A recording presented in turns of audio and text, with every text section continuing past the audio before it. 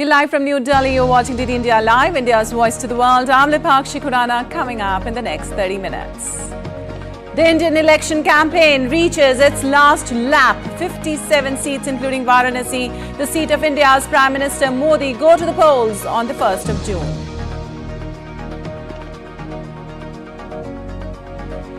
South Africa voted in the most pivotal election since the racist system of apartheid ended in 1994. Opinion polls suggest ANC may lose polls for first time in 30 years. British Parliament dissolved as 5-week campaign period begins leading up to the general election on the 4th of July.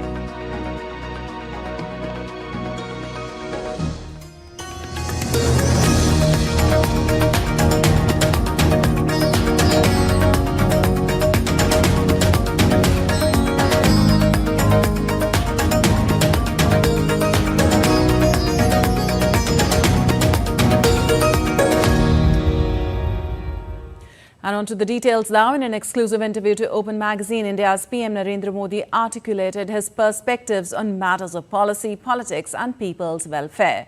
In an interview, the PM articulated that over the past decade, his government's decisions, proactive approach and future-ready form of governance have played instrumental roles in harnessing the true potential of the Indian economy. On Viksit Bharat, or a vision for developed India, PM Modi emphasized that his government's vision for a Viksit Bharat isn't inward-looking. Rather, it entails fostering greater collaborations, forging stronger partnerships and driving global growth. On poverty alleviation, PM Modi stated that in the last 10 years, his government successfully pulled 25 million people out of poverty. PM Modi also criticized the opposition's Congress party, asserting that the party, which has governed the nation for several decades, lacks a genuine ideology beyond family first. PM Modi also talked about the road map for the future and said it will encompass a 4E approach. 4E includes education, entrepreneurship, employment and emerging sectors. PM Modi hailed Mudra Yojana and Startup India and called them schemes have set a strong platform for India's youth. And now let's get you the latest on the world's largest election in India.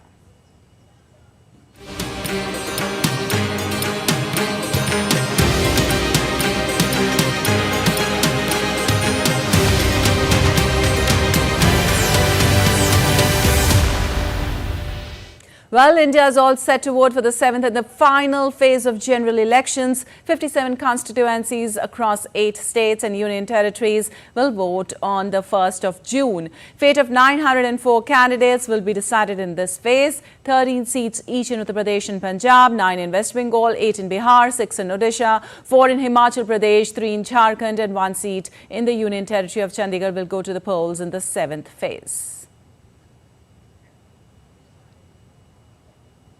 Meanwhile, today is the last day of campaigning for the final phase of Lok Sabha elections that will take place on the 1st of June. Senior BJP leader and Prime Minister Narendra Modi is to address rally in Hoshiarpur in Punjab.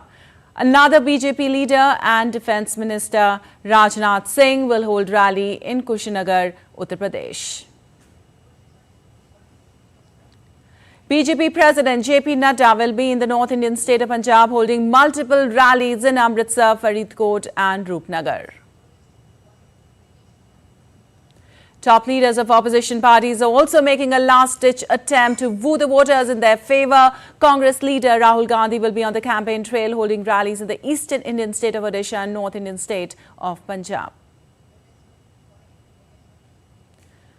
Congress General Secretary Priyanka Gandhi will be on a campaign trail in the northern Indian state of Himachal Pradesh holding a roadshow in Solan. Samajwadi Party Chief Akhilesh Yadav will be holding public rally in Maharajganj in Uttar Pradesh.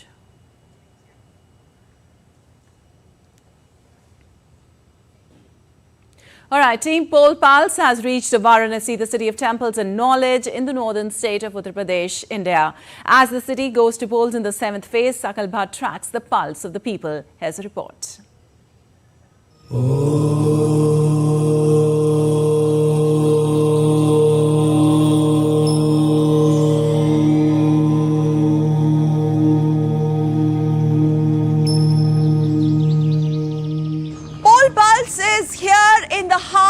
banks of mighty river Ganga, tracking the pulse of the pole-bound Banaras.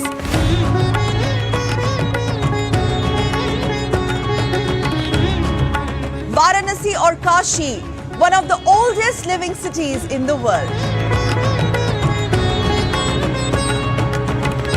Varanasi is one of the most prestigious seats that is going to be polls on 1st of June.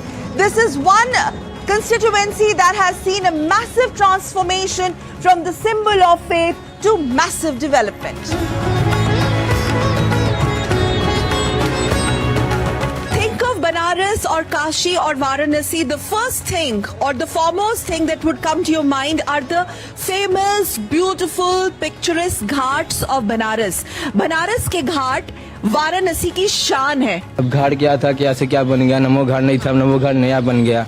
काफी बदलाव आया है. 2014 के बाद काफी बदलाव आया है. जो 2014 के पहले नहीं था, वो अब 2014 के काफी लोग सुधार आ गया है. यहाँ पे भी पूरे भारत में आ गया है सुधार.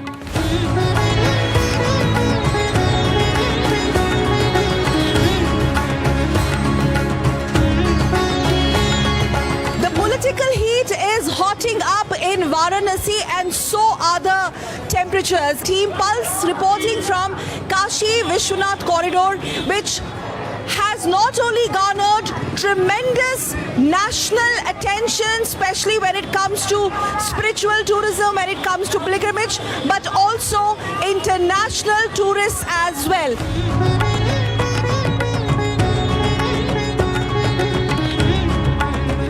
2 साल में काफ़ी चेंज हुआ, 3 साल में काफ़ी चेंज हुआ है. बहुत अच्छा हो गया. आने वाले टाइम में अब उससे भी अच्छा हो जाएगा. चुनाव में वोट करना बहुत ज़रूरी है. मैं वाराणसी की जनता से ये कहना चाहूँगी कि हर कोई व्यक्ति घर से निकल करके वोट करे. बहुत से बदलाव हुई हैं. पब्लिक के लिए सुविधा हुआ है. सड़क बनी है, हर कार्य अंदर कॉरिडोर बनी है. अब उतना भीड़ नहीं लगता है. अंदर बहुत सुविधा हुआ है. बहुत प्रभाव पड़ा है. पहले से बहुत बढ़िया चल रहा है. सब कुछ सही है. People here are openly talking about the big change on ground, especially when it comes to the development. With camera person Murli, this is Sakal Bhatt reporting from Banaras for DD India. And Team Poll Pulse has arrived in Varanasi, a city renowned for its rich cultural heritage and spiritual significance. With polling day nearing, Sakal Bhatt engages with students at Banaras Hindu University to understand their political views. Take a look.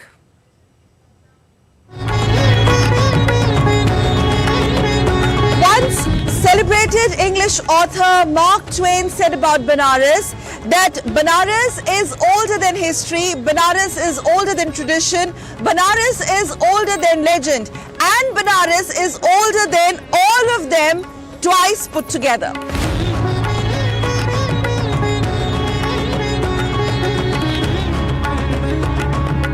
It is very, very famous for Banarasi textiles, Banarasi saris, and anyone who comes to Banaras has to do some shopping of Banarasi saris.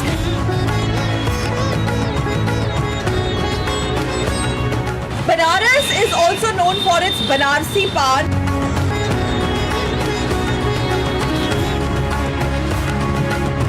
I'm going to relish this meetha pan also to beat the heat of Banaras here. It's extreme heat wave conditions, and as I enjoy my pan, let's also talk to the Panditji here, who is the owner.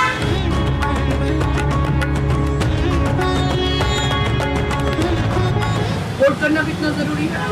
वो तो अपना नैतिक अधिकार है और उसको जो तुम जरूरी है जो तुम वोट करना हर व्यक्ति को करना चाहिए.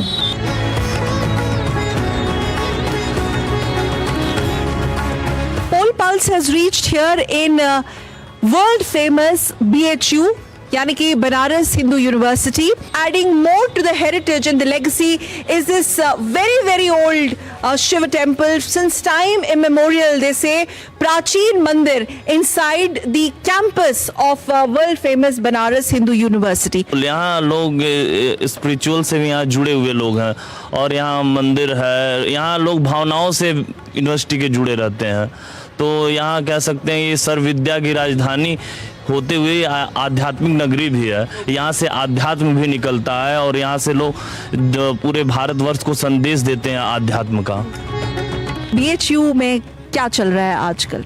जब किसी भी देश में या किसी भी शहर में जब पर्यटन बढ़ेगा तो वहाँ के जो लोग रहने वाले हैं उनका भी विकास होता है। 2014 के बाद लगातार विकास हुए हैं, चाहे आप यहाँ शहर के चारों तरफ पूरा सर्कल वाइज रिंग रोड का निर्माण कराया गया है और यहाँ से जाने के लिए जितने भी मशहूर जो भी बड़े शहर हैं वहाँ जाने के लिए डायरेक्ट हाईवे की सड़कें बनवाई गई हैं। अपने काशी में हमने देखा कि कैंसर का अस्पताल बना। In the last one decade, Kashi or Varanasi has seen tremendous change in terms of development, and particularly the tourist footfall, the economic parameters have increased multifold. With camera person Murli, this is Sakal Bhatt reporting from Banaras Hindu University in Kashi for DD India. Well, the process of granting citizenship certificates under the Citizenship Rules 2024 has commenced in the state of West Bengal, where the first set of applications from the state were granted citizenship by the Impart Committee in West Bengal. Similarly, the Impart Committees of the states of Haryana and Uttarakhand have also granted citizenship to the first set of applicants in their respective states under the Citizenship Rules 2024. The first set of citizenship certificates were handed over to the applicants in New Delhi by the Union Home Secretary on 15th of May 2024. The Government of India had notified the Citizenship Rules 2024 on 11th of March 2024. The rules envisage the manner of application form, procedure for processing applications by district level committee, and scrutiny and grant of citizenship by state level Impart Committee. The processing of applications is done completely through the online portal. In pursuance of these rules, applications have been received from persons belonging to Hindu, Sikh, Jain, Buddhist, Parsi and Christian communities from Pakistan, Bangladesh and Afghanistan who have entered into India up to 31st December 2014 on account of persecution on grounds of religion or fear of such persecution. And according to the defense sources, India is set to formally start the cost negotiations with the French delegation on 30th of May for the procurement of 26 Rafale M aircraft that will operate from its 2 aircraft carriers. The approximate cost of the 26 naval Rafale jets is expected to be about 40,000 to 50,000 crore Indian rupees, dependent on the negotiations between the Indian and French sides. This will include the cost of the aircraft, besides missiles and maintenance of the aircraft. According to the sources, the Indian side has invited the French side for the negotiations process and first round of talks. The French side will include Defense Ministry and industry partners, including Dassault Aviation and Thales.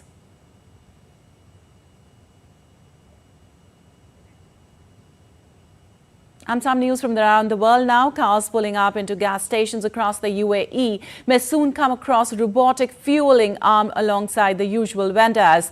The Abu Dhabi National Oil Company Distribution launched a pilot project introducing a robotic fueling arm pilot as part of its plan to provide an AI-driven experience to customers.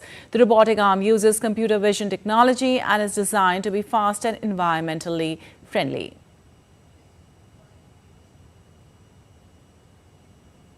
Driven by his determination to set a record, Nepalese Sherpa Dawa climbed the Mount Everest 3 times in 8 days. Dawa, who works as a guide with 7 summit treks, stood atop the world's tallest mountain. He completed the feat with the aid of supplemental oxygen. About 7,000 climbers have scaled the peak, many more than once.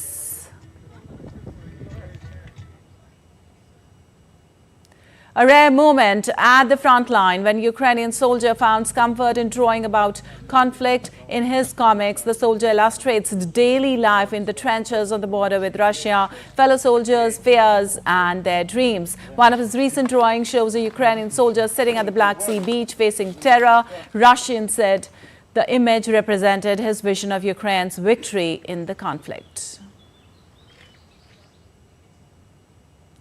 Disney offered a first glimpse of its upcoming sequel to the animated feature Moana. The announcement has generated excitement among fans who eagerly awaited the continuation of Moana's adventures since the original film's release in 2016. The sequel promises to explore new depths of the Pacific Island culture and mythology. The movie is set for release in cinemas on the 27th of November.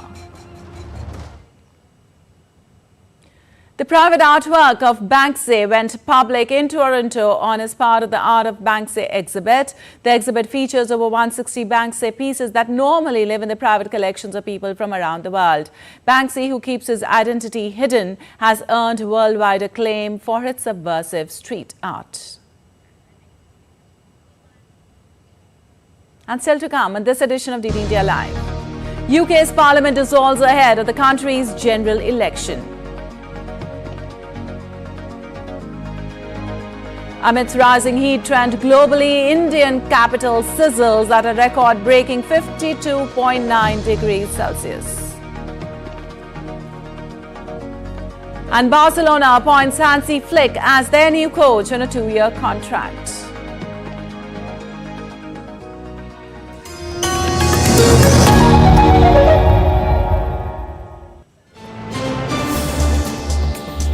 Voice of a rising aspirational world.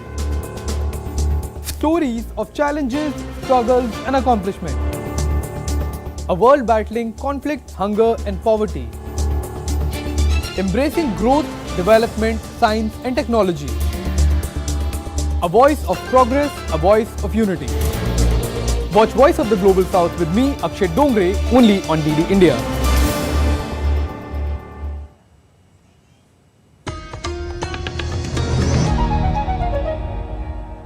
Welcome back. You're watching DD India Live. I'm Labhakshi Quran, and moving on, as some Western politicians urge a green light for Ukraine to strike targets inside Russia with Western weapons, Moscow says this is fraught with consequences. Foreign Minister Sergei Lavrov called on the countries of the Global South not to participate in the Swiss conference on Ukraine on the 15th of June. In the meantime, Moscow launched a swarm of drones at 3 Ukrainian regions overnight, damaging energy infrastructure.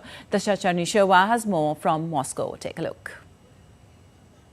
The Kremlin reminded on Wednesday that if Russia is struck with Western weapons, that will escalate the conflict. Earlier, Russian President Vladimir Putin warned of serious consequences and said Moscow was already provoked to create a buffer zone in the Kharkiv direction, as Russia's Belgorod region has been constantly shelled.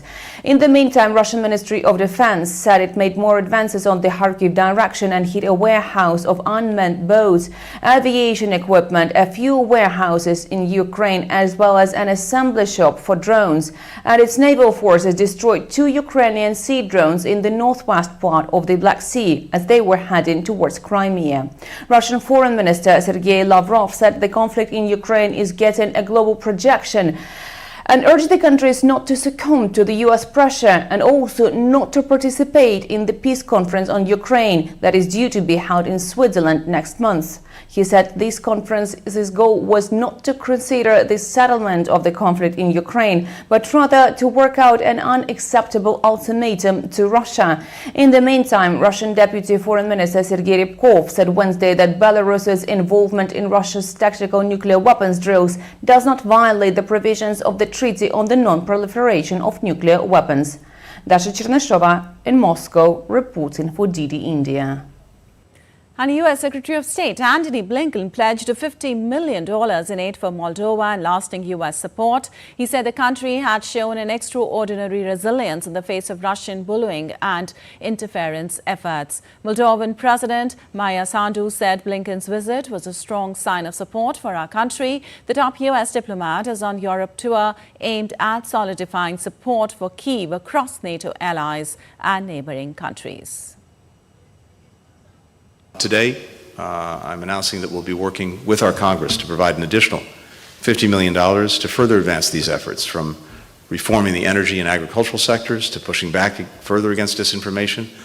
That in turn will bolster the ability of Moldovans to resist Russian interference, to hold free and fair elections, to continue down the path to the European Union and Western integration, to create more economic opportunity.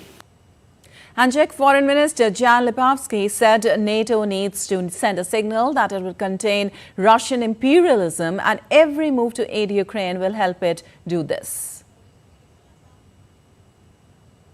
If we want to defend Europe, we are quite open in recognizing what threatening European defense. That's, in my eyes, Russian imperialism. I'm calling on other states to have a common strategy to contain Russia, and definitely every step which will help Ukraine will also help to this goal. While voting held in South Africa after the country voted in the most pivotal election since the racist system of apartheid ended in 1994. Opinion polls suggest that the African National Congress loses its majority for the first time in 30 years. In the 2019 general election, the ruling ANC got 57.5% of the vote. DD India's Isaac Lucando has more of this. Voting concluded in South Africa's general election with few incidences of irregularities reported. The Economic Freedom Fighters, or EFF, expressed concern about voter roll machines failing in certain voting stations, leading to the use of a physical voter's roll. Officials of the South African Electoral Commission indicate that voter turnout may match or surpass the 66% seen in the 2019 election. Many voters at polling stations cited high unemployment, crime, frequent power blackouts, and corruption in the ANC as reasons for supporting opposition parties, though some were wary of change. Support for the ruling ANC has waned over the years due to these issues. As vote counting continues, South Africans eagerly await the final result that will dictate their future. If the ruling ANC falls short of 50%, it will need to make deals with smaller parties to govern. Analysts suggest this could lead to uncharted and potentially turbulent waters for the young democracy, which has been dominated by a single party until now. Complete election results are expected no later than the 2nd of June. Isaac Lucando in Johannesburg, reporting for DD India. And the UK's Parliament has been dissolved ahead of the country's general election. DD India's Ollie Barrett reports for more from London. By law, Parliament has to be dissolved 25 working days before a general election, and this time around that is the 30th of May. Now, Parliament was prorogued towards the end of last week. What that means is effectively legislation going through the House of Commons ended at the end of last week, but MPs have continued in their posts, wrapping up any of their business. The dissolution of Parliament marks the point at which MPs stop being MPs. They cease to be in that position. Between now and the election, if they want to be re-elected as an MP, they are simply a candidate for that position like any other candidate. What it does mean, though, is that for the dozens of MPs not standing for re-election to their seats at this general election, they have stopped their jobs. They have ended being an MP for good. Government ministers remain in their posts as government ministers, but they do so also no longer as an MP. And what it means is that those MPs who do want to be re-elected start crisscrossing the country. Many of them have been doing so already, but it really marks a new phase in the campaign where no one is an MP. Anyone who wants to take up a seat in Westminster beyond July the 4th is a candidate for an election. As I say, the election campaign has really been well underway since Rishi Sunak called the vote for July the 4th, with political leaders moving around all over the country, making their case to the electorate, with key themes already emerging around the economy, around healthcare, around immigration, and around defence and security. Ollie Barrett in London reporting for DD India. All right, moving on, India's capital is sizzling under a severe heat wave with temperatures reaching record-breaking highs. Elsewhere too, temperatures are at record highs. Mihir Maikuri takes us through some of the readings and also reads us through the impacts of this heat wave.